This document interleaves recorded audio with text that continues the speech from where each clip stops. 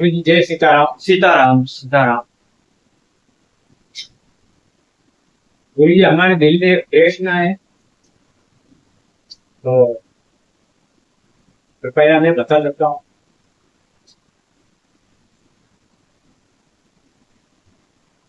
गुरु गोरखनाथ जी के जो गुरु मच्छिंद्र नाथ जी थे, और वो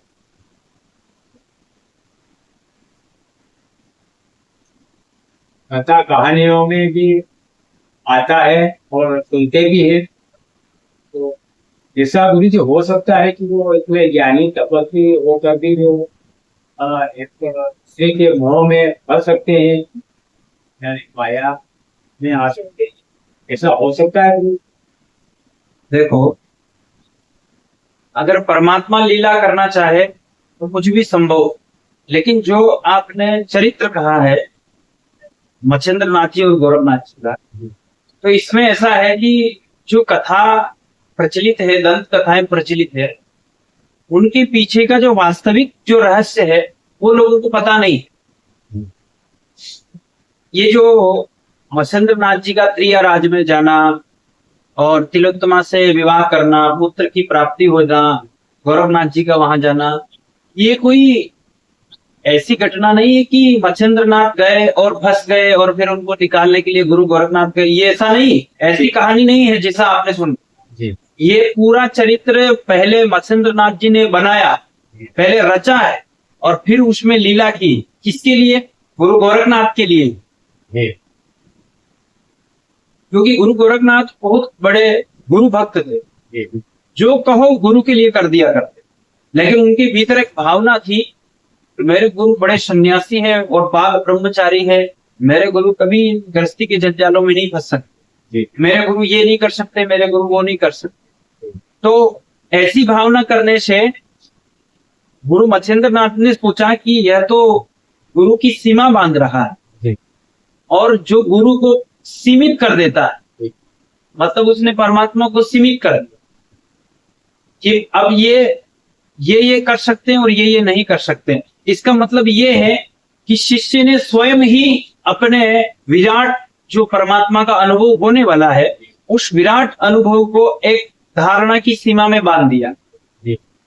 और इसी कारण से मच्छिंद्र नाथ जी को लगा कि वैसे शिष्य बहुत पहुंचे हुए हैं गोरखनाथ, तो उससे कहा कि जाओ बच्चा, तुम तपस्या करके आओ हिमालय में तप करने के लिए भेज दिया। वापस आए, गुरु गोरखनाथ जी नहीं मिलते। चेलों ने कहा कि अपने गुरु तो अपने निकल गए हैं, वो तो बिगड़ गए हैं, उनका तो मार्ग ही भ्रष्ट हो गया। क्या हुआ क्या कि वो तो त्रियाराज में गए, आकर नारी के आकर्षण में फंस गए, विवाह कर लिया, पुत्र पैदा हो गया, 12 साल का पुत्र पैदा हो गया। गोरखनाथ जी तो स्तब्ध रहे, धारणा टूट गई कि मेरे गुरु तो बड़े सन्यासी थे, तपस्वी थे, नारी के आकर्षण में कैसे फंस गए। चलो ठीक है, मैं जाता हूं और गुरु को निकाल लाता हूं। अब चेले के भीतर इतनी भावना तक आ गई कि मेरे गुरु फंस गए तो अब मुझे निकाल लाना पड़ेगा। ये देखिए, भावना प्रेम के कारण उत्पन्न हो गई है, लेकिन भीतर जो एक धारणा थी, वो धारणा गुरु को तोड़नी थी। अब वहां गए, नारी के रूप में गए, क्योंकि पुरुष के रूप में हनुमान जी प्रवेश नहीं करने देते, हनुमान जी पैरा लगाते। और एक और बात बता दूं कि तिलोत्तमा और मत्स्येंद्र नाथ कोई साधारण पुरुष नहीं। मत्स्येंद्र नाथ भगवान विष्णु के अंशावतार है और तिलोत्तमा लक्ष्मी की अंशावतार है। ये सारी लीला पृथ्वी पर केवल गुरु शिष्य के बीच में जो धारणाएं होती है उनको तोड़ने के लिए होती है, और सन्यासी का और सिद्ध का जीवन कैसा होता है वो बताने के लिए उन्होंने ये लीला चीज रची। गए गोरखनाथ स्त्री के रूप में, फिर भी पहचान गए मच्छिंद्र नाथ को कि आओ गोरखनाथ, और जैसे कहा गोरखनाथ आओ, तो तिलोत्तमा ने कहा आप किस नाथ को बुला रहे हैं? यहाँ स्त्रियां खड़ी है, आप एक तो नाथ आप हैं और एक नलनाथ है, नीलनाथ है जो उनका पुत्र है, और कौन सा नाथ आ गया? बोले कि ये जो सामने स्त्री खड़ी है ये गोरखनाथ है। कहा अपने वास्तविक रूप में आओ, तो गोरखनाथ प्रकट हो गए। कहा कि तुमने हमारी राज्य की सीमा का जो मर्यादा है उसका उल्लंघन किया है, लेकिन तुम इनके शिष्य हो, इसलिए मेरे भी पुत्र के समान हो, जी यही रहो। तिलोत्तमा ने बहुत प्रयास किया, नारियां भेजी आकर्षण करने के लिए, लेकिन वो तो नारी के गर्भ से पैदा हुए ही नहीं है, तो क्या आकर्षण हो सकता है। अब छोटी सी लीला रची धारणा तोड़ने के लिए गोरखनाथ की। नीलनाथ को सांप डस गया और मर गया वो।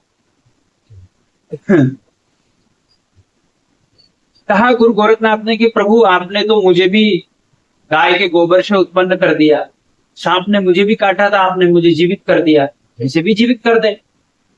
तो 3 बार ऐसे मुट्ठी में बबूत भर भर के अलग निरंजन 3 बार किया, उठाई नहीं। जी देखा गुरु जी आपकी सब तपस्या भंग हो सब तपस्या भंग हो गई ना, जी गृहस्थी धारण करने से।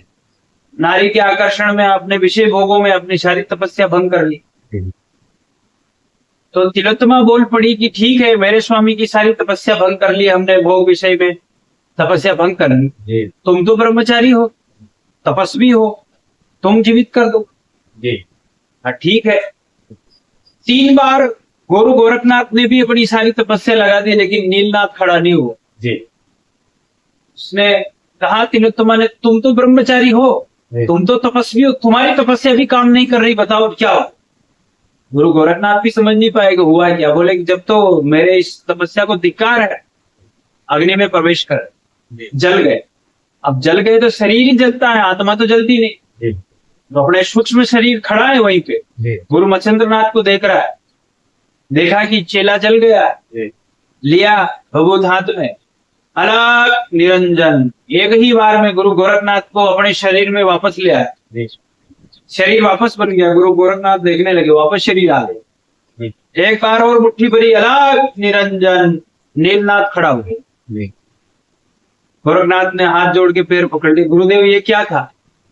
बोले ये तुम्हारी धारणा तोड़ने के लिए था। और तू जो ये देख रहा है ना कि मत्स्येंद्रनाथ यहाँ खड़ा हुआ है, ये दूसरा मत्स्येंद्रनाथ है। एक मत्स्येंद्रनाथ किसी गुफा में भी बैठा है, जी क्योंकि योगी अपने कई शरीर बना सकते हैं। जी तो जो धारणा गुरु मत्स्येंद्रनाथ के लिए बनाई गई कि एक नारी के आकर्षण में फंस गए, वहां चले गए, वो सारी उनकी लीला का पात्र है।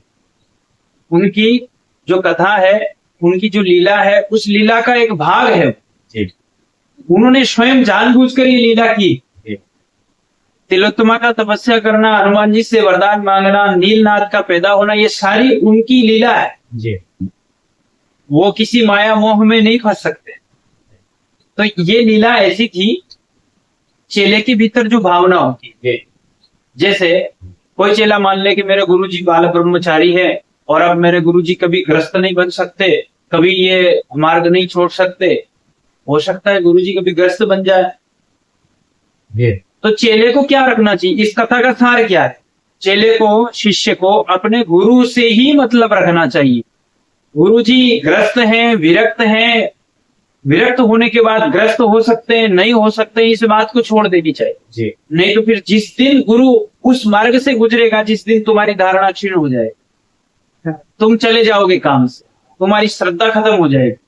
इसलिए ये चरित्र किया कि कोई भी अपने गुरु से जब जुड़ता है जी तो ये भावना बिल्कुल ही ना करे कि ये गुरु जी कर सकते हैं और ये नहीं कर सकते। कुछ भी कर सकते। गुरु सर्वसमर्थ है। इसलिए तो जब बड़े बड़े सिद्धों के लिए गाया जाता है, स्वामी जी जैसे स्वामी समर्थ थे, तो उनका नाम ही स्वामी समर्थ था। समर्थ रामदास, समर्थ इसलिए लगाया गया उनके पीछे कि वो कुछ भी करने में समर्थ, मुर्दे को जीवित कर दे, उनकी मर्जी होनी चाहिए। अब ये नहीं कि अब संसार में जितने मर रहे हैं उनको फिर से जीवित कर दो, ऐसा नहीं। लेकिन ये चरित्र इतना ही कहता है कि जब भी तुम अपने गुरु से जुड़ो तो एक ही धारणा अपने पास में रखना कि मेरा गुरु परब्रह्म है। जी बस मेरा गुरु से मुझे मतलब है। मेरा गुरु क्या करता है, ग्रस्त है कि विरक्त है, बाल है कि बूढ़ा है, कितना ज्ञान है, किसको सिखाता है, लोग आगे पीछे घूमते हैं कि नहीं घूमते, सिद्धियां दिखाता है कि नहीं दिखाता है। बस मुझे मेरे गुरुदेव से मतलब, मेरे गुरुदेव ने जो मुझे मार्ग बताया उससे मुझे मतलब। अगर तुमने कोई धारणा बनाई गुरु के प्रति तो वो ज्यादा दिन चल नहीं पाए, टूट जाए। और जो समर्थ गुरु होता है वो धारणा तोड़ ही देता है, जैसे मत्स्येंद्रनाथ ने तोड़ी। जी और जिस गुरु को अपने चेले के भीतर की भावना ही नजर ना आए वो गुरु ही नहीं। जी जो शिष्य के हृदय की भावना जान लेता है और फिर उस धारणा को तोड़ता है, अगर वो धारणा गलत है गुरु के प्रति और किसी और दिशा में ले जाने वाली है, जी गुरु को सीमा में बांधने वाली, परमात्मा को सीमा में बांधने वाली, उस धारणा को गुरु तोड़ देता, तत्क्षण तोड़ देता। अहंकार की धारणा हो उसे भी तोड़ देता है, संप्रदायवाद की धारणा उसे भी तोड़ देता है, जातिवाद की धारणा उसे भी तोड़ देता है, और शरीर धारणा कि स्त्री शरीर अछूत है, ऐसा है, वैसा है, नीच है, ऊंच है, सारी धारणा गुरु तोड़ देता। तो गुरु के प्रति एक ही धारणा लेकर जाए, मेरे प्रभु, मेरे प्रभु, मेरे करुणा निधान, मेरे गुरुदेव, यही भावना चल सकती है वहां। और कोई धारणा लेकर गए तो जयराम जी की हो सकती। तो आपका जो प्रश्न था कि गुरु गोरखनाथ और मत्स्येंद्र नाथ की ये जो लीला थी, तो ये लीला बस इसी कारण से रची थी। जी सीता सीता जी